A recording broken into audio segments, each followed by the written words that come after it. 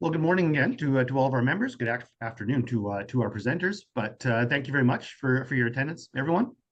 I trust that everyone's 2026 is off to a great start. Today, we're joined by a couple of representatives from 59 Club. Ryan Tracy, Managing Partner and PGA of Canada Professional, and Patty Kelly, Director of Operations and also PGA of Canada Professional. Going to be presenting us with some information on club operations, best practices, and some opportunities for many of us to evolve our practices and policies going forward. So thank you very much for joining us, gentlemen. 59 Club is a specialist service company that helps golf and wider hospitality businesses measure and improve customer service and sales performance. It operates globally with regional divisions, including the USA, UK, Europe, Middle East and Africa, Asia, Australia, New Zealand, and of course, Canada. Before I turn things over to Ryan and Patty, we recommend that you view today's presentation by clicking on view and then speaker side by side, which should help both the speaker and the presentation be visible on your screen. We'll then run for probably about 45 minutes or so altogether, but could be a little bit longer depending on Q&A. So on that note, please type any questions that you have as we go along into the chat dialogue. I'll try and find a good chance to interrupt and insert the question. And then I'm sure we'll have some time to save some others Q&A at the very end as well. So without further ado, I'd like to turn it over to Ryan and Patty from 59 Club. Thank you very much, gentlemen. Thanks, Mark. All right, good morning, everybody. Full disclosure, I really like presenting in front of a group of people. I love being in the room. I love being with everyone. I have not been more anxious for anything in a long time as I am right now, so bear with me. Two things I'm frightened of. Mark, if anyone knows me or has heard me ever, 45 minutes is not enough runway for me to speak. So please cut me off at any time, Mark. It's completely acceptable. And Ryan and I have done this a few times, everyone. So we're sort of going to go back and forth. If I get a little long in the tooth, just raise your hand. I'll stop. Any questions you have, as I said, we've prepared 45 minutes. We want it to be as interactive as possible. It's a little bit difficult on a computer sometimes, but yeah, raise your hand, Mark. Please interrupt us. And we'll try our best to have everyone back. Apparently on the island, it's about 75 degrees, Travis says. So hopefully we can get you out on the golf course soon. So, Ryan, why don't you take it from here? Go over this. You can introduce, who you are, and I'll try not to talk. Yeah, sounds good. Patty said he has two things he's afraid of, and the first thing he said was Mark. I'm like, afraid of Mark? Who's afraid of Mark? He's not a scary guy. It's nice to see some names that we recognize that have joined us today. Most, I imagine, we haven't met, and we're going to assume that half or more at least are not familiar with 59 Club or what we do. We are about 4 years into Canada now. Mark had mentioned some of the different franchises that we have around the world. Here's kind of a scope. I have the map behind me as well, which is kind of neat. We work with about 1,000 clubs, and we've been around about 16, 17 years, but we're far from a household name, at least in Canada. Most of our business is in the UK. They are our flagship franchise, or our first one anyways. They're the one that's been going the longest. In Canada now, we work with, I would say, just shy of 100 clubs. But yeah, thanks for that intro. Mark's mentioning about our specialty being service and hospitality. Obviously, it's big within golf. And yeah, we're happy to be helping out with an abundance of clubs so far. And I feel like we've made a lot of headway, and we're happy to share some stats and stories with you today. So here's a glimpse of global venues and then some more regional ones. No doubt you'd recognize some of the names and logos, the Fairmonts, especially around the globe, the TPCs, and then domestically here. The main thing we want to chat about today is challenging the status quo. Again, customer service and hospitality is kind of our bread and butter, but we feel like due to the state of the industry, this is a great position or stance as to where our mindsets need to be, right? How are we going to sustain this momentum that we have? So let's dive in. So as we all know, golf since COVID is booming. Everything's going really well. Competition's high.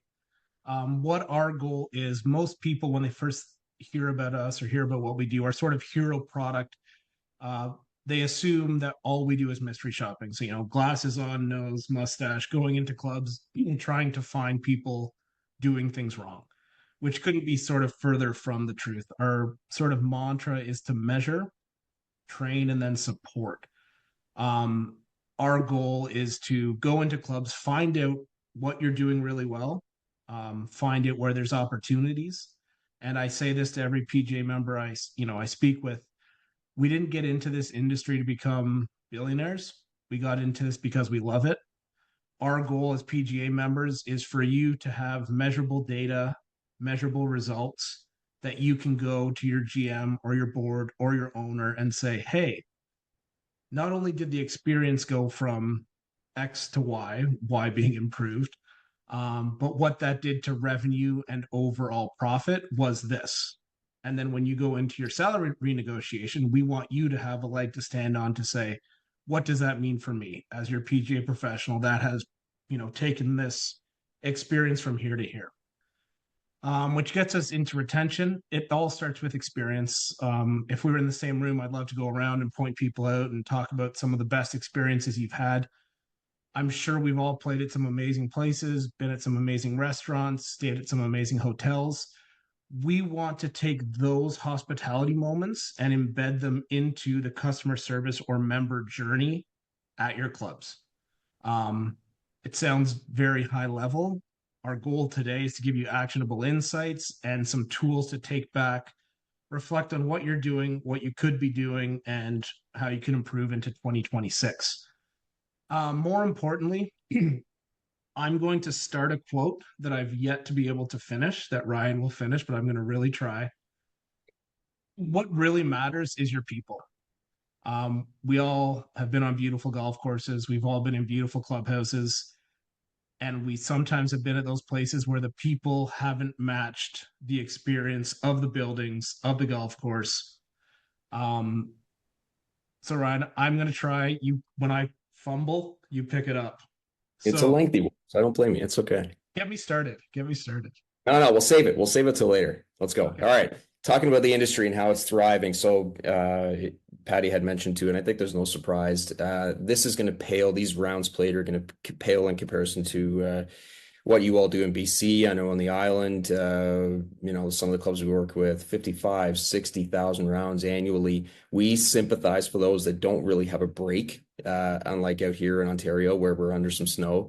And of course, there's certain areas in BC where the season is shorter. I can fully respect that. But we're looking at nationwide this year, amongst the private clubs anyways, or last year, 34,000 rounds on average. It just seems to be going up year over year, up from 31.9 in 2024 and 30,000 in 2023. So activity just seems to be going up. I think we're all kind of waiting around, hey, is this going to maintain itself? Is things are going to start to decline? And we just don't know. But I think we hope the activity, or at least the fever and the passion for golf, stays around. But we have to be a big part of that, right? 60 to 70% of private golf clubs are waitlisted still. Prior to COVID, this number was about 15%. So exponential change, maybe unprecedented. We don't really know. But again, a number that seems to be sustaining itself. Pretty impressive. Millions per club that are spent in capital. I feel like a lot of board governed private clubs are reinvesting, which is great, better habits. And I would say that number is higher than it's ever been, which is good as well. It leaves our amenities and courses in good shape and things really polished. 2026 this year will mark 5 years in a row where dues increases will be 5% or more on average. Used to be, consumer price index 2-3%, following around those lines. But things just seem to be increasing, and these stats are resembling that for sure. What do golfers think? So we know the state of the industry is strong. We know activity is really high. We have a survey platform, and within that, globally, we ask, what do you think? How do you feel? How was your experience? How likely are you to recommend us? So the old NPS question. And again, the scores. So the podium average here, this is the average of the top 3 answers that we have globally. And then we have our industry average. The score is pretty high, right? Podium average 9.2, industry average 8.4. I think compared to other industries, those scores are high, which is great. Overall satisfaction, kind of an 82 or 89%. Presence of management, golf, presence of the golf pro around the club. Funny, actually, probably our lowest score that we've represented here. They're never happy, right? Members are never happy. How do you rate the overall service received? High. How do you rate the presence of other staff members? High. Overall, things are showing, for all intents and purposes, to be really strong. Activity, how they feel, how experiences are had. Yeah, everything's going great, right? Well, I think if resting on our laurels is what we're going to do, and resting on that data is what we're going to do, we're probably going to be at some point in for a bit of a rough awakening. So how do we challenge the status quo? I got 3 quotes up here. I'm a pretty big quotes guy. I do like quotes, yeah. But nerd out on these for a page or so. So I got 3 here. If we worked on the assumption that what is accepted as true really is true, then there would be little hope for advance. So that one is from Jim Collins, and Good to Great. If anyone's read that book, classic, highly recommended if you haven't. The second one here, mediocrity results first and foremost are from management failure, not technological failure. Sorry, I made a mistake here. Jim Collins is this quote. The first one was actually from the Wright brothers, but I think I'm saving my favorite for the last one here. If I asked people what they wanted, they would have told me a faster horse. So this one's from Henry Ford from about 120 years ago. So do members, guests, golfers know what they want? Sometimes I would say they know what they don't want. A lot of times we have to be the ones to innovate and find out, hey, how can we push this further? How can we deliver new and fun experiences that have never been had before? Just to sort of build on that, to give you sort of a journey of the journey, our goal with every club and every elevated hospitality, industry that we work with is to guide the entire customer or member journey from initial contact all the way through to when they leave. And Ryan mentioned, and we all have those members and guests that come to a club and it's like their brain turns off as soon as they drive in the gate. Our goal is to, it's fun to write those things down in a spiral notebook and maybe, try and create a TV show in 10 years. I've been trying to do it forever, but it's to take those moments and guide people through. So let them know that, hey, today the fastest pace on the golf course was 3 hours and 42 minutes. Right now it's 4:10. If you could try and play in 4:05 today, and I see that you have 3 guests. Steven's in the halfway house. We've got a great brisket that chef smoked last night. And since you have 3 guests, can we book you a table in the dining room post golf? It's pretty busy. So taking those things that a member might be worried about or anxious about, anticipating needs and adding to the overall experience. My sort of biggest pet peeve is service. Now, service is easy. Service is checking boxes. Are there carts? Are there teas? Is there towels? Yes.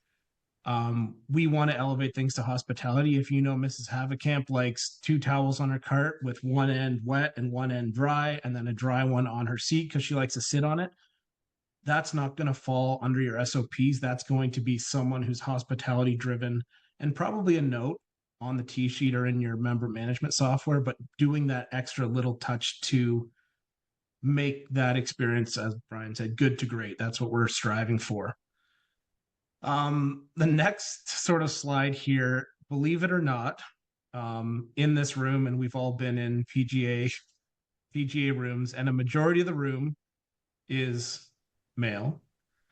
And there's a small, it's a very large proportion of male to female in a room.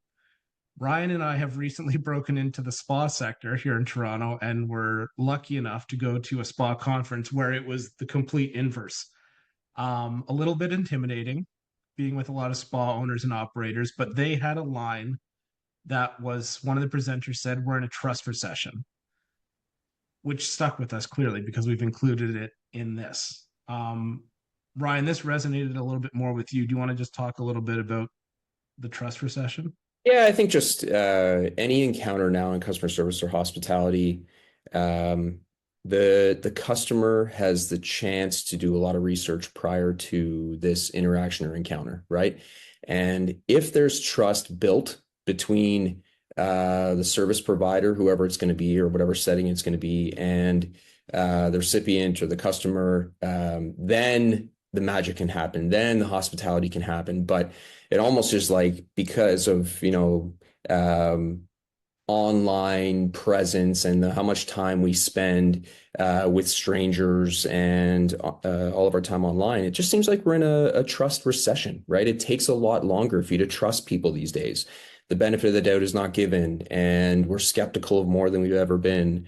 And again, a lot of it has to do with how much time we spend online. But in the hospitality environment, it just makes it a lot more difficult for us to deliver on great experiences and have someone instill their trust in us that we're going to recommend something that they're going to really enjoy. And with all of this, what are the consequences, whether they be great or whether they be poor? If we can, check boxes, elevate things, where does that get us? All right. So members are happy, guests are happy, boards are happy for the most part because financials are high. What do staff think? So within our survey platform, we have staff surveys we issue, and we have some industry analytics with that. Anyone that hasn't or doesn't do a staff survey, we highly recommend it. For seasonal golf clubs, we'd say, hey, listen, try and do 3 if you can. Let's do one in the spring, 8 or 10 questions on, we had our induction or we have our new wave of staff coming in. Do you feel prepared and ready to start work? One in the summer, do you feel valued as you see here? Or are you having fun? Have you met friends, which is a key component? One in the fall, if you're leaving us, did we do what we said we would? Are you planning on returning? It's just a good habit to leave these doors open. A lot of times people are more familiar or comfortable to share via survey than they are in person, as much as you try and keep that door open, right? So industry analytics or this data a little lower than what members or guests would score, right? So staff, do they feel valued? Okay, not bad. Industry average, kind of 73%. Are they having fun at work? Pretty close to that number as well. How do you rate the quality of training which you've received in the past 12 months? This was an interesting one. You can see that 58%. I think everyone would strive to be higher than that. But training is a tough one. Training usually happens at one point in the year. It's not constant. There's not a lot of continuity. So as a result, staff feel overwhelmed or not as prepared as they could. Now, I think one of the biggest challenges we face, no doubt, or you face, is that the time the staff have with you, those seasonal staff, is so short. You don't have that within the restaurant sector or even in hotels. Their overall stay might not be as long, but if they're there 18 months, at least it's continuous as opposed to 3-6 month stints. So the training element is always a challenge. But I think it's something that we have to ask or find a solution for of a high priority, right? It should be higher up there. How can we train people from start to finish? Would they stick around longer if we could? Good question anyways. Based on your experience with the company, how likely are you to refer someone to work here? So again, kind of an NPS question again. Pretty good. So it seems like training is one of the low ones. Other than that, staff are fairly satisfied, right? All right, we're going to dive into some other numbers here that may contradict how we're perceiving your members, guests, and staff to be and their satisfaction levels or contentment within the industry. We think when you pull back the curtain, we'll say there's a lot more opportunity, and we're going to try and prove it to you here. So I think we should do the Morgan Freeman voice. Travis, you're on the call. Do you want to read your quote? Or I can try and read it in Travis's voice. So yeah, Mark would have to unmute him probably. So Travis at Fairwinds had a good quote. We've been working with Fairwinds for a few years now, doing some measuring, some training, a lot of support. And Travis, as you can see here, it wasn't the things that, we weren't necessarily doing things wrong, which is true for a lot of people, but we weren't consistently doing them right either. It's the inconsistency that becomes visible when you do the mystery audit. So as I mentioned, measuring, we do that through a few forms, as Ryan mentioned, through the survey platform for members and guests and staff, but also through mystery shopping. So we're, as a as a leader where you think you are and where you actually are in the mind and the eyes of a golfer. We don't have a lot of time to interact with members and guests. There's huge opportunity to be more visible on the golf course, on the practice tee, all that sort of thing. So, what our overarching sort of journey, as I sort of alluded to before, starts on the website, starts with a phone call. What we find is that something as simple as how to answer the phone and information that's available to the first staff that answers the phone. So we have a whole section in our test on tee time reservation. Moving into booking confirmation. Do people know where to go, whether that's a guest, whether it's someone showing up for the first time, where to go when they arrive, what to be wearing? Can they put their shoes on in the parking lot, or do you prefer them in the locker room? So answering those questions, taking away that anxiety before they even get to the arrival experience. The arrival experience itself, are we greeting people by name if we know it? And if the point person doesn't know it, do we have a system from the golf shop, from management, from software that we have to get that name to that first point person? Getting into golf shop retail, this we'll go into this in a little while, but standard operating procedures a lot of people have used from our test is, and I joke about it with my wife and my family when she says, "Oh, you're going to do training, down east or out west. What do you do?" And I said, "Well, you need to tell people to look in people's eyeballs and smile." And it seems simple, but unless you tell someone who's 18, 19, 20 out of school there for the summer that that's the standard and that's the expectation, some people just don't do that. As you can see, moving into locker rooms, amenities, greetings, practice facilities, the golf course itself, getting into food and beverage, whether that's on course, in the pub, in a locker room, a dinner service after, and then tracking that whole experience and putting it together in a nice tight report with industry benchmarking. So whether that's all the clubs in BC, all clubs in Canada, or all the clubs we work with around the world, it's pretty neat when you can share with your team how you compare. We're all competitive by nature. We wouldn't be in this if we weren't. But it sort of gamifies the whole experience, which is pretty powerful. From our experience, mapping this journey just doesn't really happen in the industry. Hey, what are the touch points within our clubs? What are the interactions? How can we steer a golfer through their day here very precisely and intentionally, right? So as Patty mentioned, the booking system, so right away or when they hop on the site, what is the exact process we want to walk them down? So this can be powerful. This can be, as I said, I guess intentional is the best word for me to come up with, in that a lot of times people don't know what they want, or what they want is comfort. What they want is safety. What they want is that status quo and what they're used to, right? They aren't going to be aware of what the best experience looks like at your course or at your club. Not only do you have to create that, but you have to push them down that journey. We were at a club yesterday. We were sitting in the dining room meeting with the GM and the assistant GM, and they were telling us, hey, we want to redo in this dining room. It's winter. They have a space downstairs that they want to use instead for a certain part of the day. So they said, we close this area and we lock this door.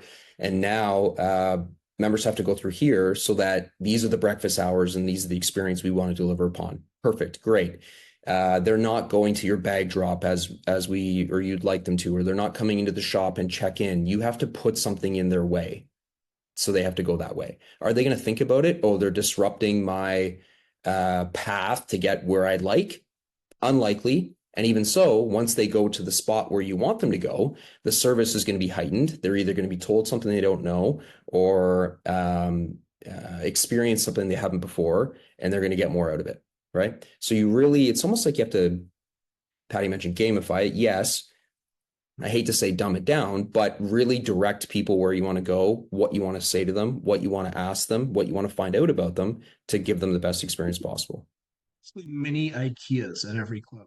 Just guide them through the whole experience. For better or for worse, I know we've all heard this before, what gets measured gets managed. That quote, I used to think, hey, it's true, but and we have to think this way because we like it or whatever. Financials are the most paid attention to element of a monthly or quarterly cycle within a business. The main reason or the only reason is because they're measured. So until you measure the service landscape or hospitality, it's just not going to get the same attention. I feel like we've started down that journey, or we have some tools that you're able to do this with. Obviously, we're biased, but we want to explain some of these, and I think we can see the power within them as we go through some examples. So this table that we have here, you got the podium average, which we kind of went through that with surveying, which shows you the best scores in the world, or the aspirational scores with service in each of these categories. The comp set here. So you can throw 3 or more courses into a bucket to compare against, whether it's close in geography or clubs you kind of want to compete with because you think they're like yours. That's that number there. And then you have industry average, and then you have this hypothetical or kind of XYZ country club that we have here to line up some of this benchmarking, right? Benchmarking is good when you're being confronted by your boss or owner or board saying, well, club down the street is doing this and we're not. Well, you could say, well, we do measure that, and it turns out we're not doing it so bad. The only other time, or not only, but best other time for industry benchmarking or benchmarking in general is when you're doing it against yourself. There is no apples to apples comparison. Even the experience at your club's day to day is not the same. So the experience yesterday or last week isn't going to be the same as today. Maybe the weather's different, your staff's different, whatever. But if you're not comparing yourself a little bit, how do you know if you're getting better, especially if against who you were yesterday? So that's where these can be pretty important. Should keep going, Patty, or you want to jump in? I think I was just going to mention, just sort of diving in from a so what perspective with the data, with everything we're getting. It's almost as if you're getting analytics from a baseball game, from a hockey game. You can start seeing patterns after you do these things. So whether that's the team in the golf shop, whether that's your team outside, if you're noticing certain scores in certain areas as a manager, as a management tool, it allows you to go in with some data rather than saying, I feel like you're doing this. You can go in with, hey, in June, the acknowledgement at bag drop, which is what we're going to get into, this is what happened. And someone will say, okay, that is what happened. Let's focus on that staff acknowledgement for June. And it's a third party with some data rather than just the mean manager coming down and saying, we need to work on this. So really useful tool to go to someone to give performance feedback, and not only give performance feedback, but to give some it's a coaching opportunity to say, instead of doing this, let's try this. So yeah, and being really explicit with how you want them to start each interaction. We had that map up there of the booking confirmation and F&B and the on-course presentation, everything like that. We're going to dive into retail here because I think that's the most prevalent for everyone that's on the call. What does the retail journey look like? So right away, when people enter your shop, how long do they take to be greeted? When we're measuring that, 20 seconds is the benchmark. I'm sure some of you have shops where if your staff waited 20 seconds to say hi, it would feel like a lifetime. However, we have to put some sort of scale or measurement in there, right? So looking at industry averages here, I think if we wouldn't be a little disappointed when we'd see, hey, members or guests are only greeted within 20 seconds about 65% of the time, or less than 2/3, I think we'd all agree that there'd be more opportunity there, right? Now, hey, I get it. You're on the phone, you're speaking with other people at the desk, or your staff are, or maybe they're on their phone. I mean, there's lots of reasons, right, why it happens. But regardless, our benchmark, or I think a good industry mini KPI for this would be whenever someone comes in the shop, they're going to fill in their score at Golf Canada, whatever, within 20 seconds, say hi to every single person. After that, let's say within a minute. So mapping out this journey, when someone enters the shop, number one, say hi to them within 20 seconds. Number two, within a minute, if they're still in the shop, whatever they're looking at, the wedges, the shoe wall, head over, ask a question. We would say try and have that be at least a Class A level question, which is not, can I help you? This is something we're trying to almost rid the industry of. The old can I help you question should never be asked, because the reason is, hey, when you go into either a shop or some sort of retail environment, if you're asked this, I think all of our answers the same. Unless it's something direct you're going to the counter for, it's always, no, I'm okay, right? And then you can't come back from that. So if that question is asked, it's almost like you're saying, well, I have to ask you something, but I'm hoping you don't want any help. So I'm just going to come over, ask this, and get lost, right? Yeah, So actually, some other fun questions. fact. Sorry to interrupt you, Ryan. Oh, My line is, does it look like I need help? But when this question's asked, because we have all the data, 68% of the time that sale is completely dead. When asked, can I help you? I don't know if you're going to mention the Starbucks thing, just with the acknowledgement. What we find here is I've worked at clubs since I was 14 years old. I was never given any training on sales. And I'd be surprised if anyone here has been given any training. And if you have, I'd love to chat with you.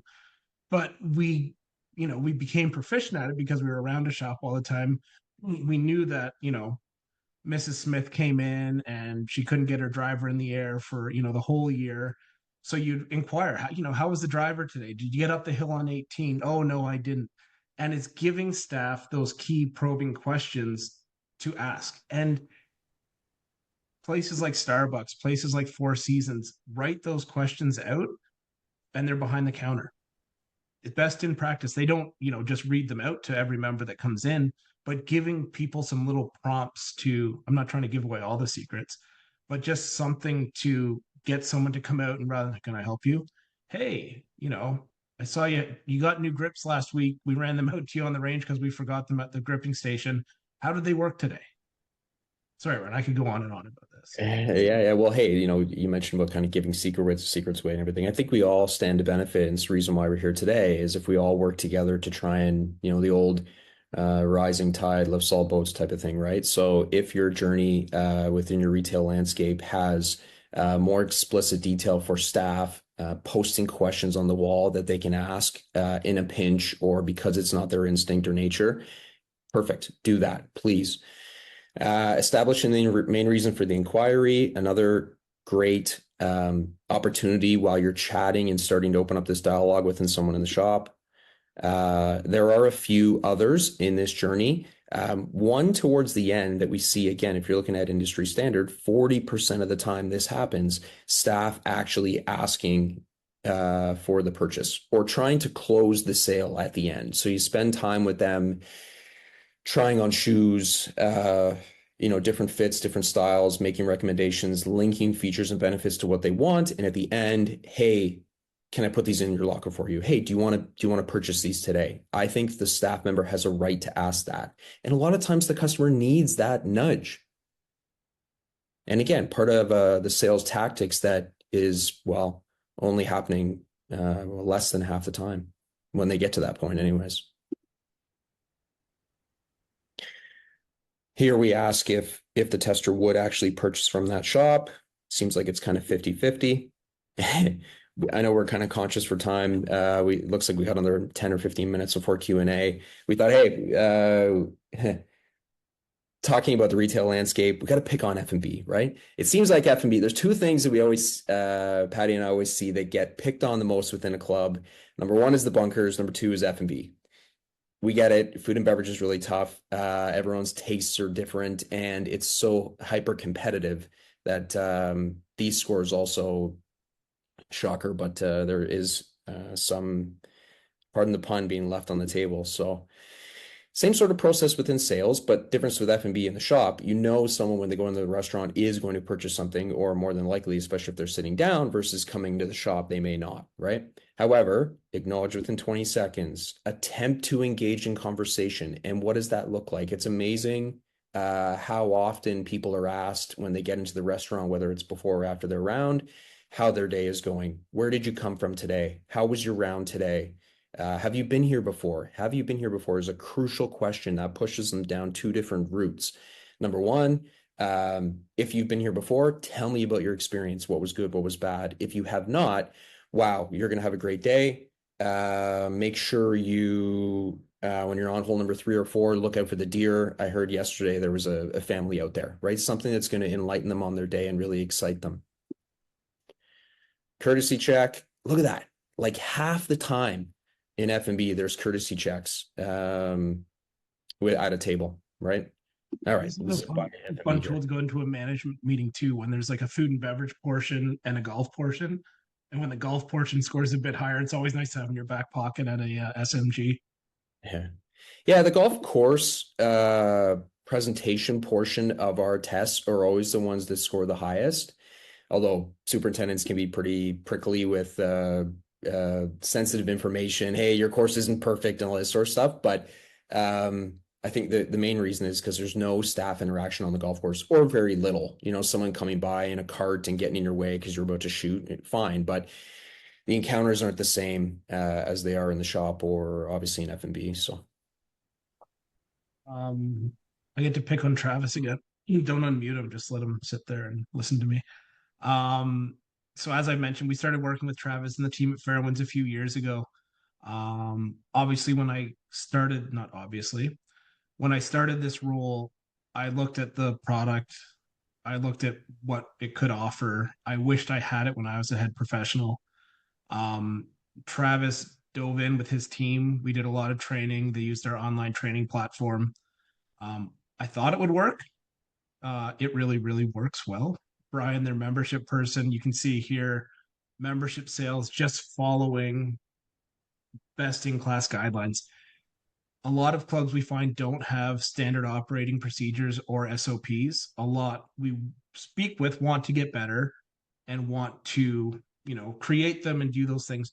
The good thing about what we offer is if you follow our mystery test and the online training, you can take your SOPs straight from what we offer. Really cool results here. Membership sales 6 up to 32. So, I mean, the change is huge. And then retail revenue, just by focusing on things like acknowledgement, some more engagement in the shop. The biggest thing we find is when there's more engagement, when there's more curiosity, that's going to lead to an uptick in sales. We don't want you to sell, the undercoating for the car, like a used car salesman, or can I get you a chocolate bar or so car wash at the gas station. We really want people and members and guests to feel like their experience was elevated because we listen to them and we help them find something that's going to make their day more enjoyable. That's what we're all about. So just by being more engaging in the shop, you can see the uptick in retail revenue there, which is huge. And I'm really happy for Travis, and I'm really happy for us that we were able to help, and let's just keep that going. So yeah, so beyond the golf visitor experience, we take a look at the event inquiry process. I know tournaments now, post-COVID time are starting to come back. A lot of places are booming again for events. That and membership inquiries. I mentioned how full clubs are on the membership level. Even a lot of semis are waitlisted now, and they've never been before. But those processes, and we could show you the numbers, there's still a lot left to be desired within things like follow-up, things like waterproofing appointments, things like Patty mentioned curiosity. So the needs assessment or the research being done from your event that's coming in, that process could use improvement. So if we're looking to increase all these or improve all these processes, that's really, I think, the things that are going to be sustainable for all of our success down the road. So I guess we'll dive into another example here. I'll kick it back at you, Patty. Sure, yeah. So I sort of mentioned the SOPs and the creation. So Stephen and Andrew at Banff originally approached us because they wanted help rewriting, and creating SOPs that would create a world-class experience at Banff. Obviously, beautiful property, great amenities, but they wanted to take their experience to the next level. Little bit of back and forth, and Ryan at the time said, well, instead of creating, why don't we try and measure based on the tests? So they dove into our systems and our sort of way of doing thing and measure 5 times a year. And what they do is they have, in fact, not only improved satisfaction and retention with guests at the hotel and guests coming to the club, but also in staff retention. So they're being trained more. There's more accountability on a day-to-day basis. They're doing a lot better. They're measuring results. Everyone is, driving towards the same goal. I think what gets lost in a lot of clubs is that management has a goal in mind. Sometimes that goal doesn't get, brought down to the people at bag drop, the people on the range. And when the goal is, to make $600,000 in the shop, that's overwhelming. But if you can break that goal down and say, if we break that down based on our rounds played, that's $12.86 per golfer. Let's focus on that. And each day, let's measure that and see where we're at, and then we can track it to the end of the season. And then you can coach and improve and make changes in season, which is really shifts the mindset. So do you want to go over this one, Ryan? Well, sure, I can jump back in. So if we're looking at results again, just sticking on Banff, or we could say picking on them, but it's not. It's really exuding all of their success over the last few years. It's neat here when we're looking at progress month to month. So they'll do 5 tests: May, June, July, August, September, and the light blue here every month gets better. So it's neat that with every month and every report that they get, they're finding those areas for improvement and focusing on them. And now it's been 3 years, and it's not necessarily the case with whether it's industry or even the podium set, hovering at and around the same. So year on year, same sort of thing. So the recipe's there. They've been investing in people. And what that looks like, I think for me anyway, is when I think invest in people, it means, well, we got to pay them more, or we have to invest in their education and development. But a lot of times it's adding personnel, right? So Patty, I think they've added some sort of shop liaison or a couple of bodies in the shop as well. Yeah, and it's always scary to have another line item for 1 or 2 more people. They noticed within the test that they weren't, we'll simplify, they weren't getting the marks in those areas. When they started adding bodies, creating more experience, more curiosity, the $40,000 or $50,000 it was to add those more people, the knock-on effect to their revenue and their bottom line was, I mean, I won't get into exact financials, but it's more than double in 3 years. Yeah. It's fascinating to see. Yeah, pretty significant. Hey, I think it's probably tough for many of you to play offense or be proactive and do a lot of the things that we're saying you have to do. I think a lot of times ownership groups or boards are always focused on efficiency. To me, efficiency is the enemy of hospitality. You might be able to check those boxes. You might be able to even start to build out some SOPs, but until you get, of course, the right personnel in there and have the right training, but also the number, like the bodies, then you're at a disadvantage, right? Your days are limited for how much hospitality you can actually provide. A lot of times with the training exercises we do with clubs, we say, listen, okay, for the next 5 minutes in your group, try and count how many interactions your member or guest or golfer has from the time they get out of their car in the lot or pull into the property till the time they leave. So it might be a little bit of homework for you to kind of take away and map out your journey and count. And I think that would be difficult for any club to really hone in on. And this is everything from, of course, your bag drop and your starter and your shop and your F&B, but even, the facility staff walking by, are they smiling and asking how your day is going? Or your turf staff, when you pull into the parking lot and someone's working on the shrub there, are they greeting you appropriately, right? I would argue that whoever has more interactions is the winner, or their environment and their hospitality is the highest. A lot of times that mark, or when we do this exercise, is right in around 20 to 25 for any given golf experience. Some of the other ones as you'd guess, the kind of top performers in the industry are higher. But that's a pretty KPI, right? If you could focus on that, hey, we want to have the most touch points, so the most interactions with staff. That point, Ryan, just a fun anecdote. So Mad River Golf Club, just north of Toronto. I was up there going to see Carl to do a check-in, and they've been bought in for a few years from the whole staff. So from the grounds crew right through to food and beverage and the golf staff. And one of their key metrics for the turf staff was to smile and wave at every member and guest. So I was driving in big winding pathway, and they had an irrigation break. So just beside the driveway, this poor guy, their Erie Tech was like, his head was above the ground. He was so deep in this thing, and all you could see was his hand waving and smiling as I drove in. And it, like, I joke about it, but I still talk about it to this day. And it was just, it made me feel so good as I drove in, and then that just continued throughout the day.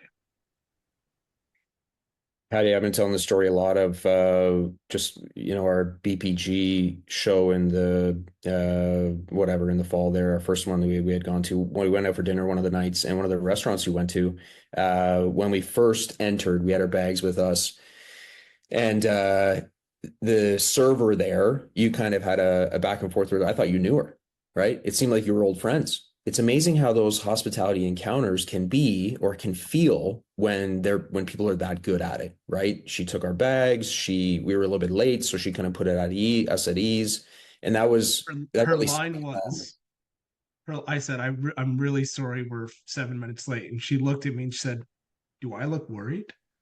I said, yeah, "No." And she said, "Well, why don't you just come in and have a great evening?" And it just yeah, totally put me at ease. yeah, yeah, yeah. So it's amazing, and some people have a knack for it, but we do really truly believe that you can train or prepare staff for that and to be that way. Classic quote here, not mine, not ours. You don't rise to the level of your goals, you fall to the level of your systems. Really powerful. The one we were going to mention at the start that Patty alluded to, exceptional service with mediocre amenities will trump exceptional amenities with mediocre service every single time. Service and hospitality wins. A lot of times the conversations we have, especially with GMs, it's how are we improving facilities, those dreaded bunkers, whether it's the reno or the irrigation they're doing, putting in a new deck, all this other stuff. We love the service stories. We love hearing about connection, and we are trying to find the best ways to measure that, because until you do, it's just not going to get the attention it deserves. Kind of skip past these. The only other thing I think we want to mention, we mentioned touch points. So in our chain here, we talked a lot about measuring today, a little bit about training. The last one is rewards. So we're about to embark on we call it awards season. So in about a month's time, we're in Toronto and Vancouver giving out awards, all service-based awards, all for clubs that are just, killing it or trying to strive every day to make those experiences the best they can. We're really proud to be a part of that. Our awards are, I think, as merit-based as you're going to get, which means it's all based on mystery shopping scores, as opposed to, I nominated this club, or like, Fairwinds or Banff or whatever. We like them. We think they're doing great work. I'm going to nominate this person, and then they're going to be awarded the award or whatever. Hey, like, we're all PGA members. I think that's really important. And the awards, Patty and I have been lucky enough to win PGA awards before, and we're really proud to have won them. For our system, we're really happy with how we distribute this stuff. And again, all service based. Within Canada, just to showcase here as we finish off some of the winners that we've had. So in Vancouver area, we have Shaughnessy as well. I'm not sure if Ashley's on the call or Chris or whatever, but them in Cataraqui and Kingston. So when we did our global awards in August at the Belfry for our signature collection, which we have private clubs in, those two clubs were two of five here, the best that we had across the globe, with about 1,000 clubs we work with. So really a proud moment for us. And on top of that, Stephen from Banff took home the Golf Manager of the Year globally, which was really cool. It was really fun to be a part of. So yeah, Mark, I guess I don't know how we're doing for time, but I don't know if anyone will have any questions or anything. I didn't check the chat to see. I've got a few in here that we'll start throwing at you, but right off the bat, thank you very much for your time, gentlemen. We'll rip off a few questions that I had some that were sent to me as well. But right off the bat, I'll reinforce a couple of your points. I used to work before I got into the golf industry at General Nutrition Center, GNC. So they prided themselves on a sales culture and, kept data way back in the day and everything. However, the sales training was still smile and say hi when they show up and ask for the sale when they leave. That was it. That was the only training that they give, even under in a sales culture. to the point of asking for the sale is still not utilized nearly often enough, whether that be a small upcharge or converting a membership, even just to reinforce that. I also thought the quote of efficiency being the enemy of hospitality is a really cool perspective that often a lot of us will automatically assume both are positive, so one is going to be a positive for the other, but actually you dig down a little bit, pretty easy to see how one can throw out the other. Anyway, Yeah. one of the questions that we had was in regard to when you mentioned the trust recession, and was going, okay, well, how can we set ourselves apart in that trust recession? I guess with the suggestion being, even if it's not specific ideas, what are some general achievables there? Is that, consistency, transparency, improved communication, or are there some other, I guess, directions? Yeah, that's a good one. And a tough one to crack for sure. My answer to that would be, Patty mentioned earlier, curiosity. Kind of obsessed with it. To me, curiosity plus care equals empathy. Empathy is, it's the biggest kind of buzz term or leadership skill that I think has been circling over the last maybe decade, but I feel like it's impossible to be empathetic without being curious. If you don't first ask the right questions to find out the information you need to, exercise that empathy, I feel like you're just not going to get there.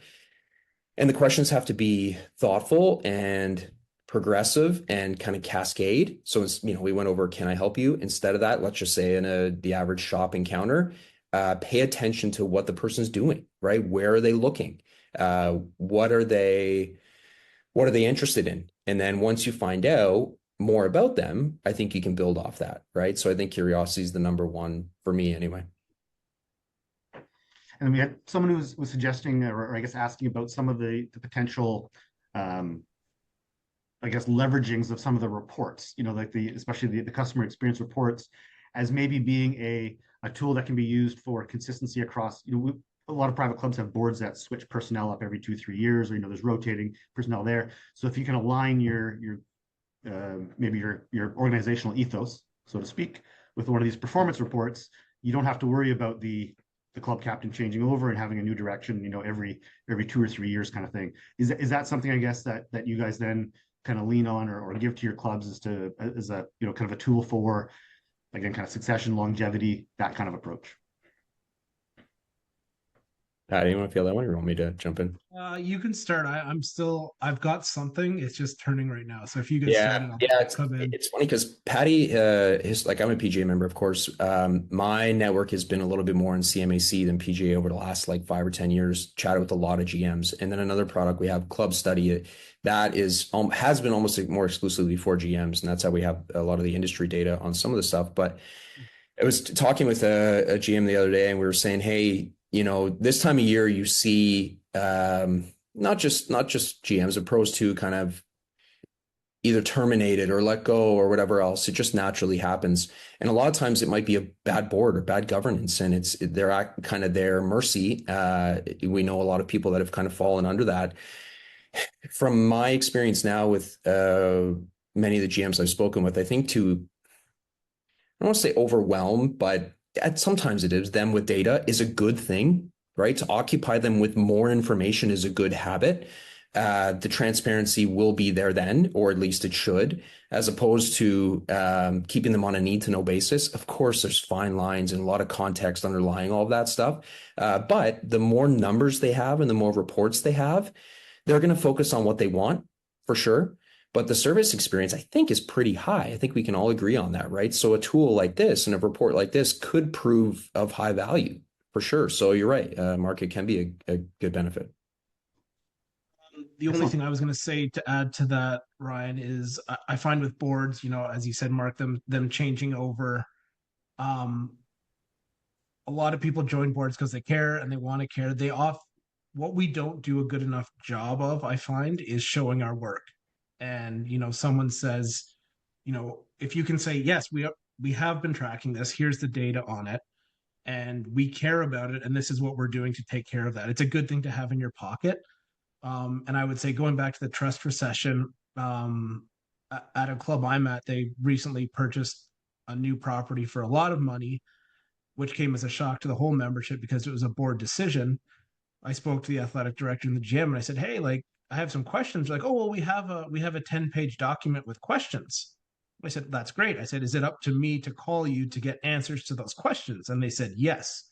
And I said, just hypothetically, wouldn't it be prudent to maybe take the top five of those FAQs and send them out with this announcement, to sort of nip that in the bud and make our phone stop ringing a little bit and make the emails sort of break down a little bit. Because there was already a division of like, well, why did they spend $24 million when if they said, hey, we have done this, here's the questions you probably have, because then it leads to that internal chatter in the grill room at men's night, at women's play. So it's, I think, just being more transparent and showing our work is a great habit. Pre-answering questions, if you're expecting them to come up, is a service. Yeah, definitely a net positive. Travis Bush, I'm not sure if you guys know him, has a question about how important is it to have staff golf with members? You play too much golf, Travis. Why don't you stay in your office for a while when you get one again? How important is it to have staff out there doing grounds work, pro shop staff out there having grounds work and stuff like that? Yeah, this is an interesting one. I'd be really curious to hear what the group, all kind of 40 or 50 on the call, have to say about this. But yeah, I think it's really important, right? It is still work. It's funny because like a lot of pros, GMs on the club study side, we've asked like, how often do you play with members? And it's a bit of a slippery slope because you get out there and maybe men's or ladies league is the best time to play because you're seeing the most people and it's a little less choosy or kind of picky or whatever. But if ownership or a board or committee or whatever are going to see your staff out there playing and you're not kind of spreading it equally, they'd be like, well, how come we didn't play with them? So it is obviously a great binding or bonding opportunity, and it is really important. But at the end of the day, your staff, of course, we can't treat that as leisure time or it's not built into their kind of scheduled time. That would be my 2 cents, anyways. Like it's still work if they're playing with members and guests and stuff. But hey, like we all got into this industry because we like to play. I mean, we all know that, right? So it is really important to have staff playing still, I think. Yeah. Oh, excellent. Well, gentlemen, thank you very much for your time today, for all the information sharing here. Great stuff, some great insight, lots of great ideas.